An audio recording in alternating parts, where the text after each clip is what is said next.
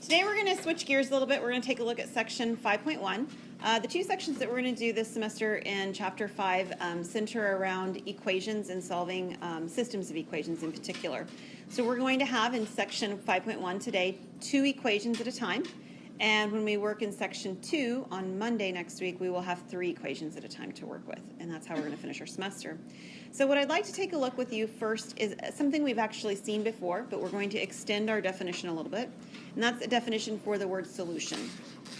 The solution to a system of linear equations is the set of all ordered pairs that satisfy all equations in the system.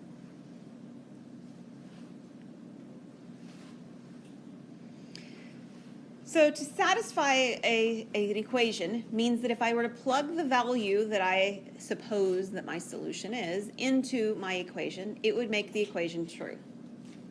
And because I'm working with systems of equations, it has to make all the equations true. So if it satisfies one, but it doesn't satisfy both, then it's not a solution to the system. So with the way that we actually find out if it's a solution is we do that. We plug the values in and we see if it actually makes both equations true. So in particular, we would put in the first equation, -1 plus 2, and we're sort of asking ourselves, does this equal, like a question mark, 1? I'm using this first equation right here as I'm plugging things in. So -1 plus 2, what is that? Well, it's 1, and that would make this true. So at the very least, it's a solution for the first equation, right? Because it satisfied the first equation. And now we're going to try the second one. So 2 times -1. Oh, did I type it? And then, yeah, it will be -2. And then, sorry, you're already solving it for me, yeah. Minus 3 times 2. And again, we're sort of questioning, does this in fact equal the -8 that we are testing it against? So what do we get on the left-hand side? We do get -8. And because both of them work, the answer is that yes, it's a solution. Make sure you answer the question. Don't just do the work and then fail to make the claim that yes, it is or no, it isn't. Okay? Yeah, it's a solution. And that's fantastic if somebody starts out by giving you a potential solution. But you don't just want to check every possible ordered pair. And if you aren't given an initial solution, there's got to be a more productive way of finding it. Agreed? Yeah. So the next thing we're going to do is we're going to encounter 3 different methods for finding solutions. The first one is graphing. So we've got a system of equations. All of our equations, I think I said this, but in case I didn't, all of our equations are going to be lines. So they're all linear, okay? And we're going to graph them in order to find out where the solution might be. And we can graph by just giving random ordered pairs, that's fine. Or looking at x and y intercepts, also fine. Another way of graphing, which is a little bit more of a organized process for what we're looking at right here, would probably be to solve this and to put it into y-intercept form, right? The y equal mx plus b form. So if I were to solve this for y, the first equation, what would it say? Okay, -1 minus 2x, or if I were to write it in the slope-intercept form, I'd probably switch those around. So you might write down -2x minus 1, right? Good. How about the second one? What would this one be in slope-intercept form? Y equals x plus 5. Right, y equals x plus 5. And I'll graph them in different colors. I'll graph the first one in yellow. And one of the drawbacks of this is that there's a little bit of error anytime we hand graph something, isn't there? So you want to try and be as precise as possible. If you have graphing paper and you want to use it, like grid paper, that's fantastic. But just do your best to be as precise as you can and realize that you're probably not going to be perfect and it may not quite cross the way you expect it to when you draw it. So I'm going to try and give myself a reasonable grid there. And I have, the first one has a y-intercept at -1. So that's right here, yeah. And then it has a slope of -2. What is a slope of -2, tell me? Down to right one. Right, down to right 1. So I can go down to right 1. That would be right over here. I can actually go in the other direction as well. I could go up 2 and left 1, right? So if I went up 2 and left 1, I'd be right here. At least 2 points you need to graph a line. The more the merrier, so whatever you would like to do in that. It looks something like this.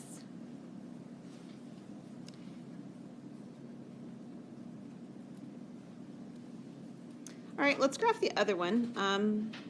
We'll try, we'll see if the orange will show up on here. It's not too bad. Okay, so we're going to graph this other one. That's really not that great, though. Let me just use white. I'll use white. Okay, so I have y equals x plus 5. So my y-intercept on this one is 5. I didn't quite go up to 5 over here when I marked things out, so let me do that now. So my y-intercept's 5. And then my slope is what? 1. So I would go up 1, right 1. Or I would do what? Down 1, left 1. And again, this would give me 3 points if I do that.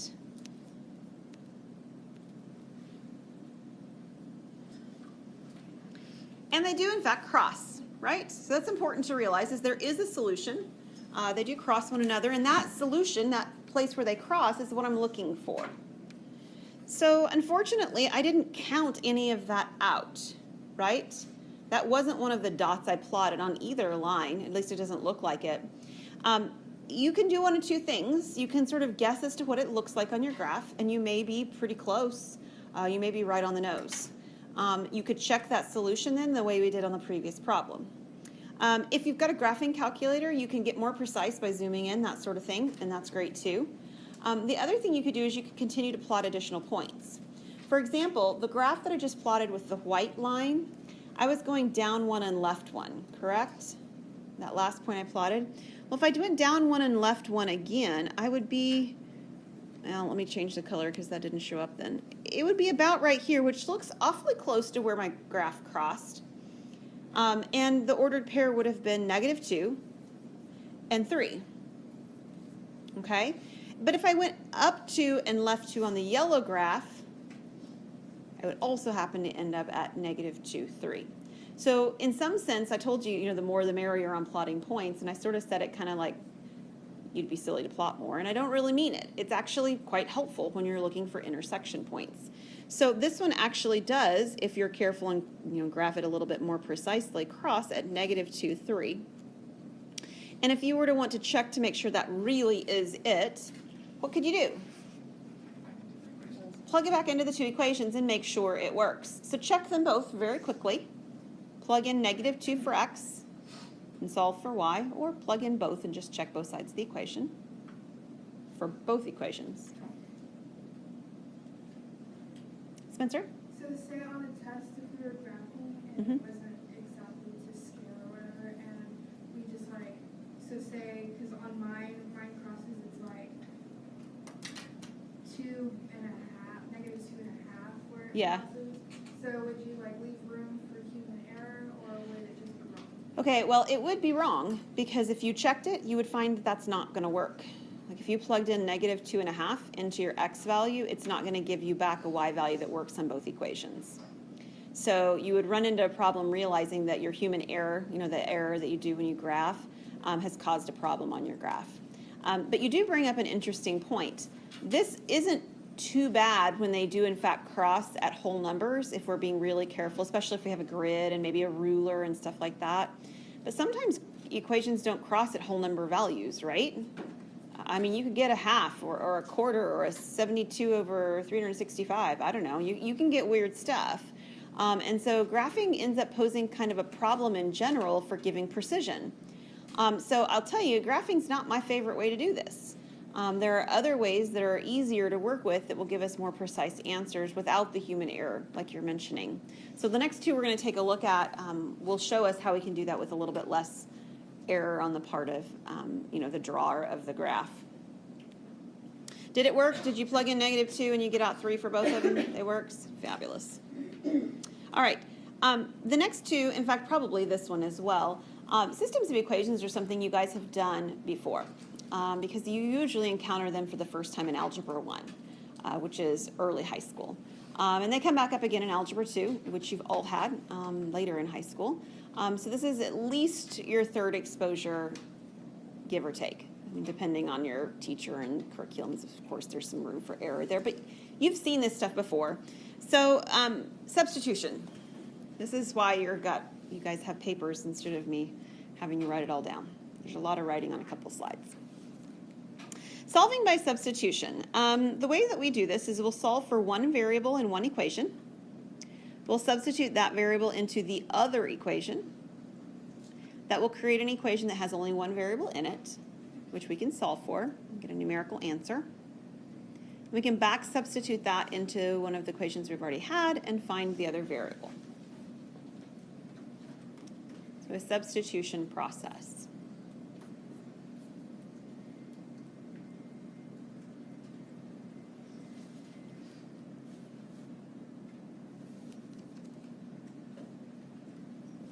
All right, so let's do an example. We have 5x minus 6y equals 23, and x plus 3y equals 6. So there's usually one of the variables, at least, that's easier to solve for than maybe the others.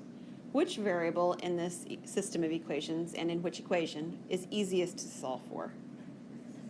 X in the second equation, and why? Yeah, its coefficient is a 1, right? And oftentimes you'll have more than one of them that have a coefficient of 1, and then you just pick whichever one you like, okay?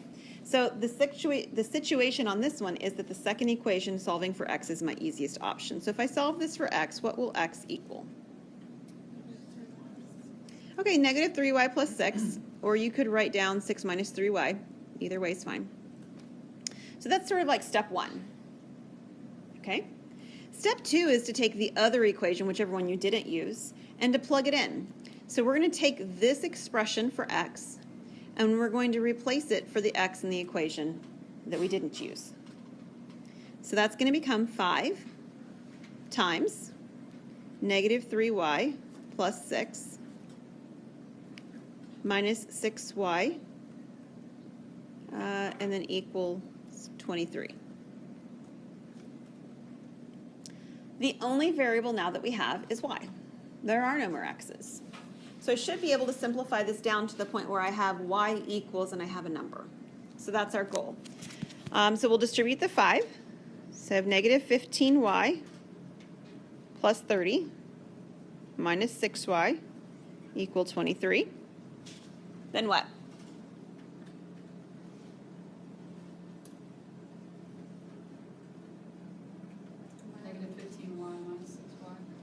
Yeah, we'll combine the 15 and the 6 on the y's, and that would give me negative 21y.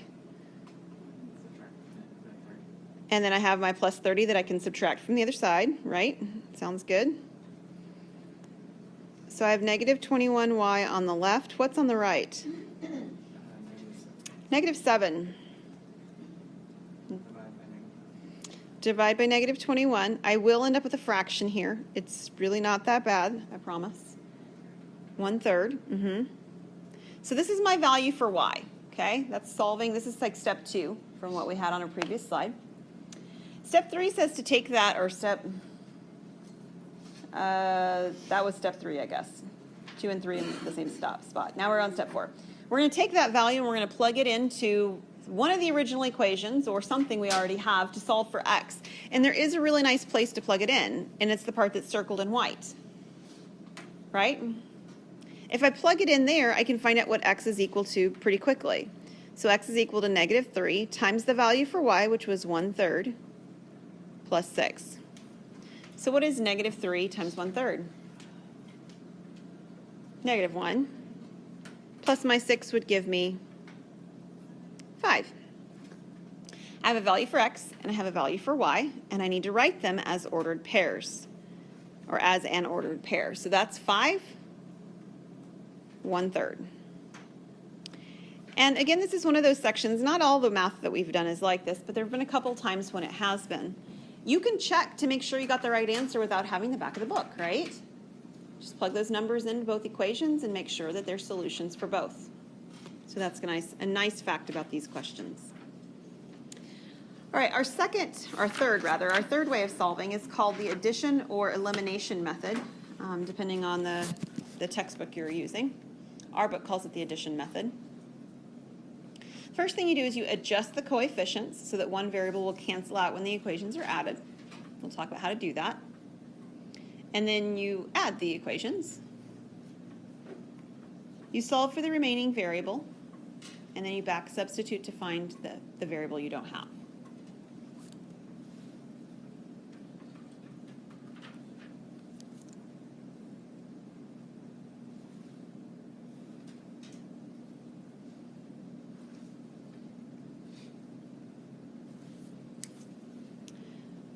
All right, now adjusting the numbers, this first step that's sort of vague. The idea is that when I add these two equations together like this, I want two of these to be the same value so they add to 0. So like if the top one said 5 and the bottom one said -5 and they were both times x, that would be perfect. Because 5x and -5x is 0. Now I don't actually have that on this one, right? One of them's 5, the other one's 3. So what I have to do is I have to multiply one or both equations to try to get them to say the same number. And oftentimes it won't be one of the numbers they already happen to say. So if I were to try to get rid of the x's, what number might I change the 5 and the 3 into so that they would match? 15 would be a good choice.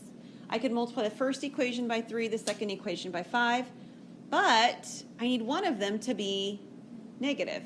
They have to be opposite signs. Now, I could not do the x's, right? I could do the y's instead. In fact, the y's are kind of more friendly here because at least one of them is positive, the other one's negative, right? The signs actually are different. So if I wanted the y's to cancel out, what number would I try to get the 7 and the 2 to be? 14. Probably 14 would be a good choice. So let's try to do that one just because they are already the positive and the negative feature there. And if they weren't, we would just have to use a negative times something instead, okay? So if I multiply the first, or what if I want a 14y on the first equation, what do I need to multiply it by? A 2. And if I want a 14y in the second equation, what do I need to multiply it by? A 7. Now we have to be careful to make sure that when we do that, we distribute the number to all components, right, that we're multiplying by in our equation. So I have 5x times 2 would be the 10x. Negative 7y times 2 would be my negative 14y. And then I have to do 27 times 2 to give me 54. All right, so somebody tell me what you get on the second equation when you distribute the 7. 21x plus 14y plus 7. Okay, does everybody have that? Okay, so that's the step 1. That's the adjusting the coefficients. Because on step 2, when I add, then the 14y and the negative 14y add to 0, which is a good thing because it eliminates one of my variables. And I add the remaining pieces. So 10x plus 21x would be 31x. 54 plus 70 would be 124. And then what would I do? Divide by 39. Right. 4. Divide by my 31, and x would be 4. Now, one of the benefits over here was that I had an equation that's already solved as x equals the other variable component, right? I don't have that on this one. I don't have to, but I just want you to realize you can take any of the 4 equations that's on the screen and do this. You're going to plug in x is equal to 4. Now, probably one of the first 2 equations that you were given is better because they were smaller. The numbers are just smaller in it. So which one do you want to take, the first equation or the second one? Second one, okay. X was 4, so this is 3 times 4 plus 2y equals 10. 3 times 4 is 12. I'll subtract my 12. So 2y is negative 2. What's y? Negative 1. Oh, okay, so my y is negative 1, my x is 4. How do I write my answer? 4 negative 1. 4 negative 1 as an ordered pair. You see, really, x equals 4 is an equation of a line, right? Yeah, so it's not your solution. It's not everything on that line. All right, so we have 4 negative 1. Now, we've sort of been doing a specific type of problem on both the examples that we've seen, actually all 3 of the examples we've seen, the graphing one, the solving by substitution, and the solving by elimination. We've done the ones that are called consistent and independent. So let's talk about the different ways to classify equations. Consistent means that the solution there is a solution. They have at least one solution. Independent means it's exactly one, whereas dependent means that there's infinitely many. And then the other possibility is that you have a system that is inconsistent or has no solution. I'm going to show you pictures of the three, and you're going to be like, oh yeah, those are the three options. All right, so all three of the examples we've actually done and found solutions for so far have been consistent independent solutions. They have been two lines that cross. Okay? You might think if they don't cross, well, they must just, look like this. And that would be parallel lines, and that's what you would have for an inconsistent solution or an inconsistent system. No solution. They never cross. So the third option, the one I haven't drawn yet, says it has infinitely many solutions. So what that looks like is it actually looks just like one line. Okay, so we've talked about this with numbers before, like 0.5 and 1/2. They're the same number, but they're expressed different ways, right? The same thing's true for lines. We can write a line in multiple ways and be the same line. So it simply means if you have an independent or a dependent system, it means that you had two equations that were really the same equation to start with. That's all it means. So every point on that line would technically be a solution because it's on both, namely the same line. So there's infinitely many solutions. So I'd like to do a couple more examples. You've already seen 3 examples of the first case, consistent and independent. It means that when you solve them, they cross, you get one solution. So you've seen that happen. I want to show you an example of both of the other cases so you can see how that looks if you were solving it and what that would look like. So if we were to go back to the last 3 problems and classify them, we would classify them as consistent and independent. They're both. Okay, those are 2 words that categorize them, consistent and independent. So let's do this example. It actually says solve and classify, so we need to make sure we do both. And I want to restrict my focus to just one method so that you don't feel like there's something different about the methods that are causing something to happen. So I'm going to do elimination on both of these. If you do substitution on both of these, a very similar event will occur at the end, so it's not a big deal. But let's eliminate the x's. One of my x's, the top one says 2x, the second one says 4x. What would I need to multiply and by what number to get those to eliminate themselves? All right, top equation by -2. And we'll distribute through and we'll rewrite. So this would be -4x. Be careful with the negatives that you distribute the negative as well. Minus 2y equals -18. And in the second equation, I don't need to multiply it by anything, so I'm just going to rewrite it. 4x plus 2y equals 10. What do you notice happens on the left? Both variables cancel out or are eliminated. So that leaves you with a big whopping 0 on the left is what it really leaves you with. And actually, both examples that I'm about to do, this one and the next one, that's going to happen on them.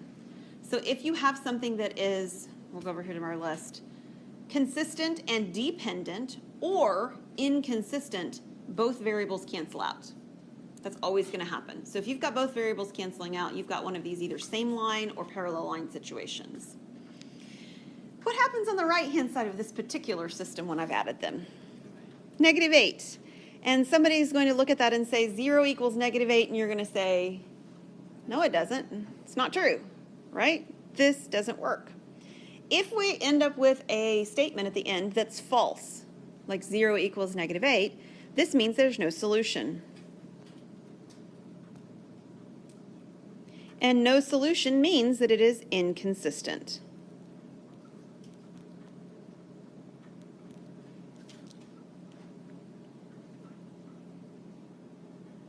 Sound good? All right, second scenario then. We're going to get rid of the x's again, do elimination. I need to multiply my second equation then by what number?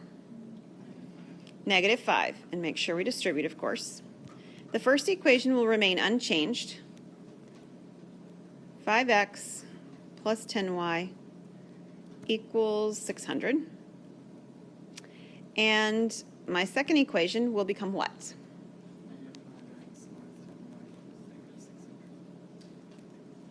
All right, so on this one, you notice that the left-hand side, big 0 again, right? These two both cancel. So you get 0 on the left. But what happens on the right? You also get 0. Now, if you're using substitution, it may not say 0 equals 0 at the end. You might have 5 equal 5 or something like that.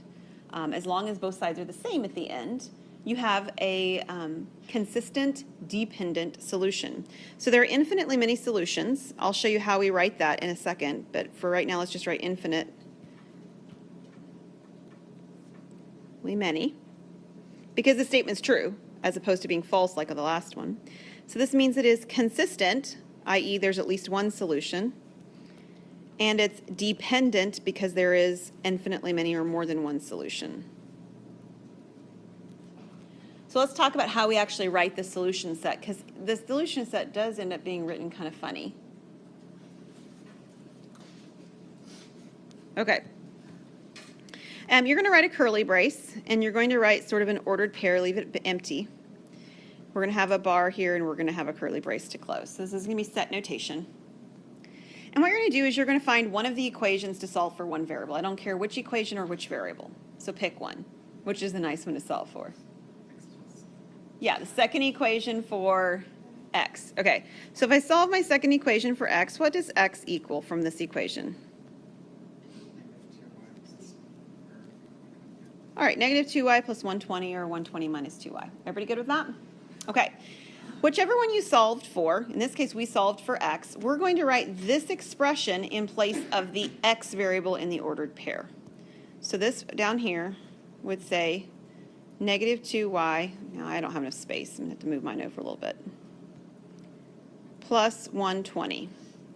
It's in the x spot in an ordered pair. This is an ordered pair xy, okay? And then the other one is just y. And then we will say that y is real, as in a real number. So let me talk about what that's doing, because it feels like I just created a whole bunch of weird stuff there. Here's the line. There are infinitely many solutions because I have this solution, I have this solution, I have this solution, and that solution. I have all the points on the line. But I don't have just every point, right? Like these points off the line are not solutions, correct? So this is a way of expressing the equation so that you fix one of the variables, x or y, and then you solve the equation for the other one. You're not going to have very many like this. I know it looks really weird, but we are going to see this sort of notation come up again in section 5.2.